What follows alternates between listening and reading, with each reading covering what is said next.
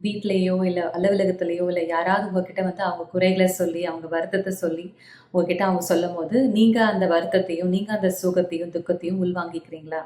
அப்ப அத உள்வாங்கிக்கும்போது உங்களுக்கு கஷ்டமா இருக்கா? இந்த மாரி விஷயத்துலருந்து உங்க மனச எப்படி பாதுகாக்கிறது? அந்த பாதுகாப்பு வளையம் எப்படி போடுறது? அத பத்தி தான் நம்ம வந்து இன்னைக்கு பார்க்க போறோம். நம்ம சம்டைம்ஸ் என்ன பண்றோம்னா, ஸ்பஞ்ச் மாதிரி மற்றவங்களுடைய துக்கத்தையும், மற்றவங்களோட கவலைகளையும், மற்றவங்களோட பிரச்சனையும் நம்ம நெறைய உள்வாங்கிக்கிறோம். அது நம்மளோட குடும்பத்தில இருக்கவங்களாலும் சரி, இல்ல நம்மளுக்கு தெரிஞ்சவங்க, இல்ல ஃப்ரெண்ட்ஸ், இல்ல நியூஸ் எது இருந்தாலும் சரி, நம்மளுக்கு உடனே அது என்ன ஆயிடுது? அது பாதிப்பு உருவாகுது. அவங்க மூடு சரியில்லன்னா, என்னோட மூடும் அஃபெக்ட் ஆயிடுது. ஸோ, இப்போ அலுவலகத்திலயும் வந்துட்டு, வொர்க் பிளேஸ்லயும் அவங்க யாராவது டென்ஷனா இருந்தாங்கன்னா, நானும் டென்ஷன் ஆகுறேன். நான் அமைதியா தான் உள்ள போறேன். ஆனா எல்லாரும் டென்ஷனா இருக்காங்க. நானும் டென்ஷன் ஆயிடுறேன். இல்ல அதோடைய தாக்கம் எனக்கு வருது. இத நம்ம எப்படி புரொடெக்ட் பண்றதுன்னு நம்ம பார்க்க போறோம். ஒண்ணு வந்து, நம்ம வந்துட்டு இரக்கமா இருக்கலாம். மத்தவங்களுடைய பிரச்சனைய கேட்கலாம். இரக்கமா கேட்கலாம். அவங்க மேல இரக்கப்படலாம். அவங்களுக்காக ஆறுதல் சொல்லலாம். ஆனா அவங்க துக்கத்த நம்ம உள்வாங்கணும்னு நம்ம வந்து பண்ணக்கூடாது. ஏன்னா, அது அவங்களுடைய துக்கம். அந்த துக்கத்த நான் எதுக்கு உள்வாங்கணும்? எனக்கு அந்த துக்கம் இல்ல. எனக்கு அந்த பிரச்சனை கிடையாது. நான் வந்து கேட்க தான் செய்றேன். ஸோ, அத நம்ம வந்து பிரிக்கணும். இது அவங்களுடைய துக்கம். நான் வந்து அவங்களுக்கு ஆறுதல் குடுக்குறேன். நம்ம மனிதர்கள் தான். ஆனாலும் நம்ம மத்தவங்க கஷ்டப்படும்போது நம்மளுக்கு வந்து அந்த இரக்கம் வரதான் செய்யும். ஆனா, இரக்கம் வேற, உள்வாங்குறது வேற. ஸோ, நான் வந்து இரக்கமா அவங்களுக்கு ஆறுதல் சொல்லணும். தெம்பு குடுக்கணுமே தவிர, நான் அந்த துக்கத்த எடுத்துட்டு, நான் முழு நாளும் அத எடுத்துட்டு, நான் வந்து அத பண்ணக்கூடாது. ஸோ, இத நம்ம பிராக்டிஸ் பண்ணணும். இது அவங்களுடைய துக்கம், அவங்களோட வாழ்க்கை.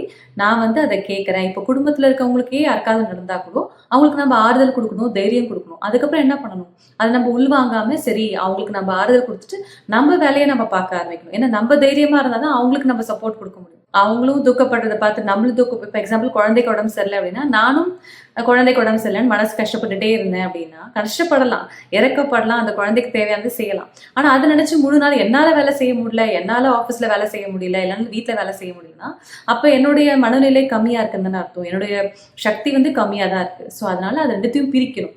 ஓகே, குழந்தைக்கு உடம்பு சரியில்ல, அது நான் தேவையானது செய்வேன். ஆனா என்னோட வேலையும் நான் செய்வேன். எனக்கு பேக்ரவுண்ட்ல நான் என்ன பண்ணலாம்? பிரம்மகுமாரிஸ்ல இந்த ஒரு பிராக்டிஸ் நம்ம சொல்லுவோம். நீங்க யாருக்காவது உதவணும் அப்படின்னா, நீங்க வந்துட்டு எக்ஸ்டர்னலா எவ்வளவு உதவி செய்ய முடியுமோ செய்யுங்க. அந்த குழந்தைக்கு மருந்து வாங்கி குடுக்கலாம், கூட இருந்து பார்த்துக்கலாம். ஆனா மனசால நம்ம என்ன செய்யணும்? அவங்களுக்கு குட் விஷஸ் குடுக்கணும்.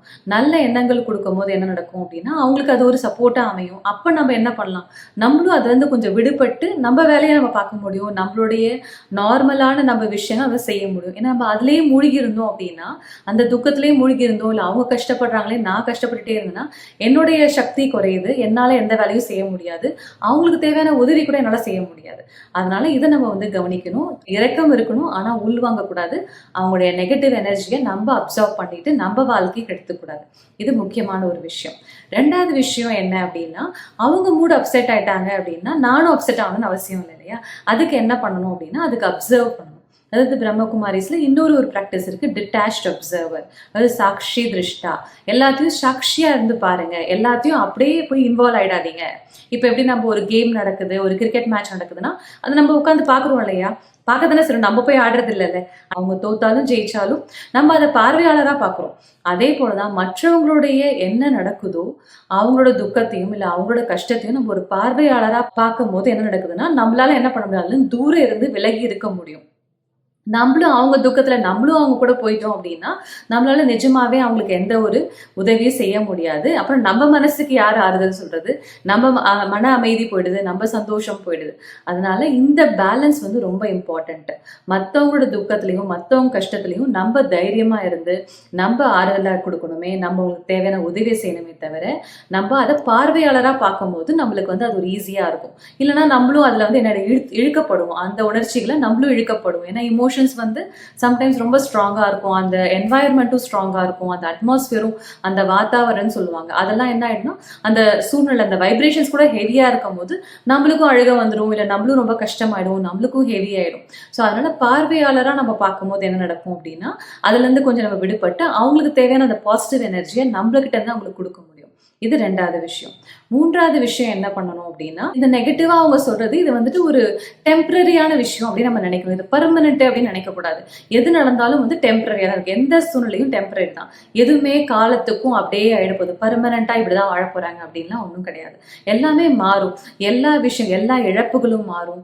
எல்லா துக்கங்களும் மாறும். எல்லா கஷ்டங்களும் மாறதான் போகுது. டைம் எடுக்கும். ஆனா மாறும்ல. நம்ம மனசுல என்ன நடக்குது?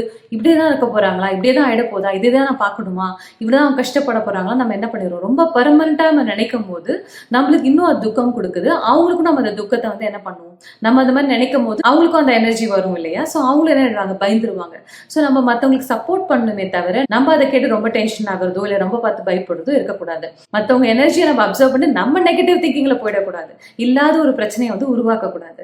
ஸோ இது அவங்க பிரச்சனை, நம்ம அதுக்கு ஆறுதல் கொடுக்கணும், அவ்வளவுதான். இதை நான் ரொம்ப டீப்பா உள்ள எடுத்துட்டு போயிட்டு இப்படிதான் இருக்க போதா நம்ம ஓவர் திங்கிங் பண்ணி நம்ம அதை பத்தி நிறைய யோசிச்சு இல்லாத துக்கத்தை எனக்கு கொண்டு வந்து இல்லாத பிரச்சனையை நான் கொண்டு வந்து அவங்க வீட்டுல கஷ்டப்படுறாங்க, நான் ஹோல்டே புலம்பிட்டு இருந்தேன் அப்படின்னா அப்போ வந்து என்ன ஆகுது, அன்னெசரி நம்ம என்ன பண்றோம், நம்ம வந்து இல்லாத பிரச்சனையை உருவாக்கி நம்ம அன்னெசரி நம்மளுக்கே துக்கம் கொடுத்துட்டு இருக்கோம். ஸோ அதனால என்ன பண்ணணும், அது டெம்பரரி, இன்னைக்கு இப்படி இருக்கிறாங்க, கொஞ்ச நாள் சரியாயிடுவாங்க அப்படின்னு நம்ம என்ன பண்ணணும், அதை விட்டுட்டு நம்ம வேற வேலையை பார்க்கணும். இல்லை நம்மளுக்கு கொடுத்த பொறுப்பை நம்ம பார்க்கும்போது கண்டிப்பா அதுல இருந்து வெளிவர முடியும்.